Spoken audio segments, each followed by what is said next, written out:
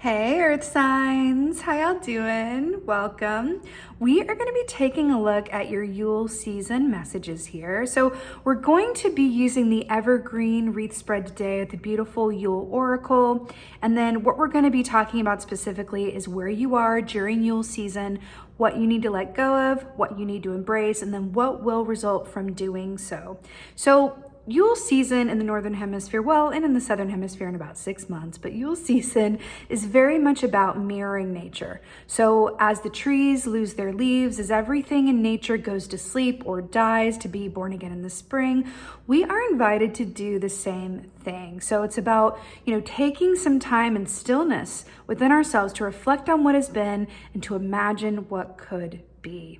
So this is a time of year where there's a lot of busyness going on, right? There's things happening, presents to buy, actions to take. Then you go into the new year, and it's new year, new you. Let's just break right into it at full speed ahead. Because Yule's, it's December 21st, which is Yule, and then it goes all the way to Imbolc on February 2nd. So we're looking at that, about 6 weeks of time here. So within that, even though Yule season is very much about going inside like our ancestors did, right? This time was really about, mirroring nature in that way, regardless of where they were. Even there was just this time of year has always been about, taking stock and then really going through those reserves through winter time. It's not about taking big action and doing the most, even though societally it is. So there can be a certain push and pull around that. It's coming up for you. How many times have you got to this time of year and you're like, wow, wonderful, a lot of things to look forward to about this time of year,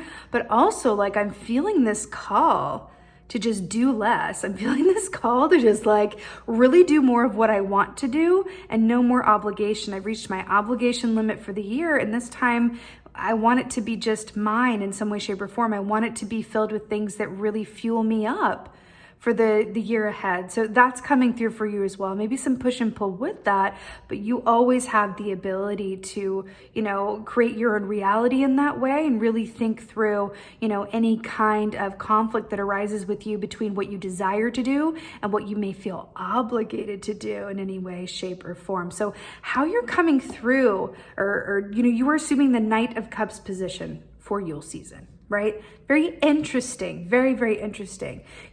Knight of Cups is very much about your relationships. It's about your heart center. It's about your emotions. But what's really fascinating that you're coming through in this way is Knight of Cups is a dreamer and a lover, right? Knight of Cups doesn't do anything out of obligation, right? He represents the suit of water, which is movable and changeable and emotional and intuitive.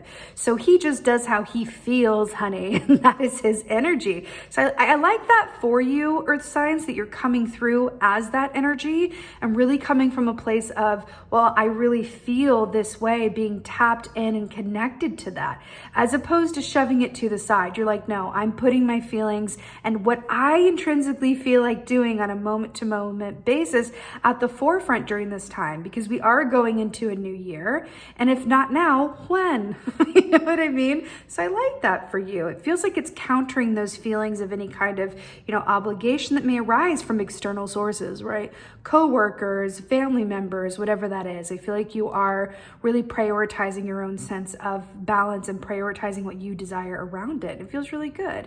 And that way, if you do want to join in on activities, if you do want to get out there and be a little bit more active during this time, it's coming from a place of pure desire within you and not obligation, right? Because obligation breeds resentment. So it feels like you are moving out of that area of doing this because I have to, or I'd feel bad if I didn't, and more into, no, I get to do this because I want to, or I get to not do this because I want to. I'm gonna feel really good about it as long as I'm doing what I desire, right? It's really nice, really, really nice.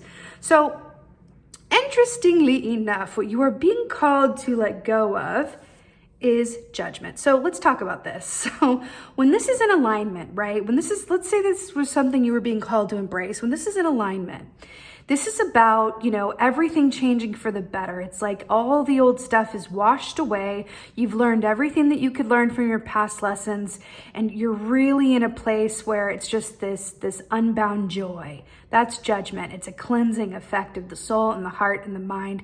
It's tying up karmic lessons and going on to finish out that cycle with the world key in a place of victory and accomplishment, right? So the fact that this is coming up as something to be released, and the way that it's depicted here with the shadow energy, when this takes the form of shadow energy, this is really about the ways in which we get in our own way and the stories that we tell ourselves, and sort of living from this place of, I don't have any choice in this. Things are going to be how they've always been. There's no way out of this situation. I just have to deal with it. I just have to, endure it. Kind of these thoughts that kind of keep us bound to, habitual patterns or ways of thinking that cause us unhappiness or stress or unease, right? It's just going, I am not in a place to really feel like, I actually do have choice in whatever this is concerning, right? This can be an aspect of feeling trapped or chained to either an aspect of yourself, right? Patterns that you would like to change, or habits, or relationships around you especially, right? But this is about inner judgment, right? So this is something that you do with and for yourself. So this is really remarking on how you're coming in from the past, and the fact that you're moving into a Knight of Cups. It feels like a transition point from you really being quite hard on yourself internally. You know what I mean? When this is in reverse, it's like, oh, okay, there's a big inner critic going on there. Perhaps you're in your parent mode where you're really, holding yourself to task around things that you don't need to, or that you shouldn't. Right? Kind of the cure around this as well. And I feel like you've got that with the Knight of Cups here, because this is on its way out, right? Kind of the cure around that is going, I acknowledge that I'm doing the best that I can do, and the best I can do is more than enough. That is how to, kind of ease and heal that judgment reversal energy that wants to be let go of. So I feel like this is coming up for you as a note to moving into the new year. Old ways of thinking and doing and belief systems are not going to survive into the new year in a way that is going to, lead to different things, new things, better things. Don't take your old belief systems or way of doing things and bring them into the new year. There's not a place for it in a way that is going to satisfy you. And I do feel like you're getting that memo with the Knight of Cups a bit. It does feel like a transition point because it's a minor arcana. There could be more of a journey around that, but I feel like ultimately the bridge around that is really connecting into your desires with the Knight of Cups there. So what you're being called to embrace is really brilliant. So it's King of Cups, right? A lot of water here. So what's really fascinating about the King of Cups is that he makes dreams a reality, right? He's balanced, he's connected to his intuition, right? So he's a dreamer, just like the Knight of Cups, but he's the, most mature, like top of the pack aspect of that dreamer feeling, where he goes, you know what, I can wish for things, and I also can, along with that, know what steps need to be taken in order to make it a reality. He's a really good example of when our internal belief systems allow our external circumstances to flourish, right? So when our external circumstances aren't really lining up with what we want, they're not looking too good for us, it's always, always, always good to look internally and say, well, what inside of me is not in alignment or a vibrational match to what I desire? Because the way to shift your external circumstances is to do the internal work. And that's just what it is, right? So it's interesting with the judgment. I feel like this is kind of commenting on your journey around this, and how in the past, I think there's been some struggles around manifesting things at, in a time or at a level that you really desire and that you deserve. And I feel like part of the culprit around that is your inner belief system, either linked to your worth or your past. I'm hearing even for some of you, it could be related to your parents in some way, where it's like we can really, the stories that we're taught and that we grow up with, it can be like, well, was I raised that in order for me to get anything, I have to in order for something to come through, it has to be really difficult. If it's worth having, it's going to be hard to get, stuff like that, right? It feels like you're growing out of that in some way and really going, you know what? I really tried doing it this way. I tried being this way. It's not making me feel the best. It hasn't, landed me in a place where I feel like I've accomplished what I want to, either by this age or at this point, whatever it is for you. So I'm going to stay connected more to what I want, get out of my own way around it, really step into my feelings, which is going to upgrade you to that King of Cups by passing through this Knight of Cups place. At the end of this time, you're going to be able to go, okay, I am able to make my own dreams come true, right? What's interesting is that he takes a lot of this, wish dreamer energy, right? Which is very much like wand energy, fire energy. And he takes these wild, ingenious ideas, but he's able to construct them in a way that says, okay, and here's the 5-year action plan.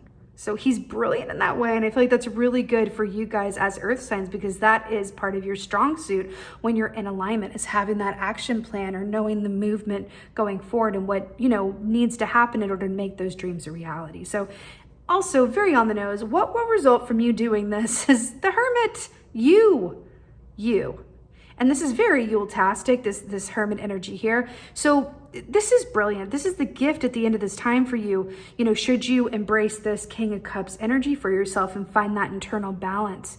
So Hermit energy, you being, earth signs, this is Virgo energy, a earth sign. This is very much about taking the time to ask those questions and be open to the answers without any kind of closed fist attitude, right? This is opening your mind and then really living in those questions, to the best of your abilities, right? So I feel like this is you stepping into your power in a way and lighting your own path ahead. And I feel like you are relying very much on yourself, but in a really powerful way. It feels like this is you not giving your power away anymore and going, oh, well, I have to wait for this person to decide this, or I have to wait for this thing to happen, or it's kind of going like, no, actually, I don't.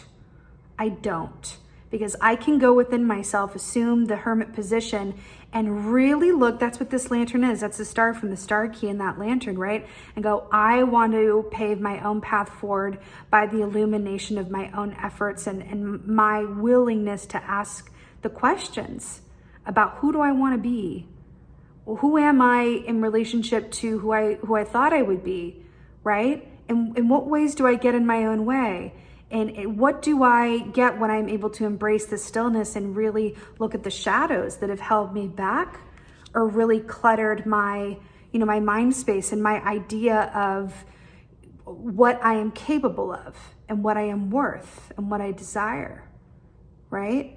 Great clarity comes out of assuming the Hermit position. I feel like this is you stepping into your own power in a really beautiful, individualized way, which leads us to the Oracle of Cardinal Medicine.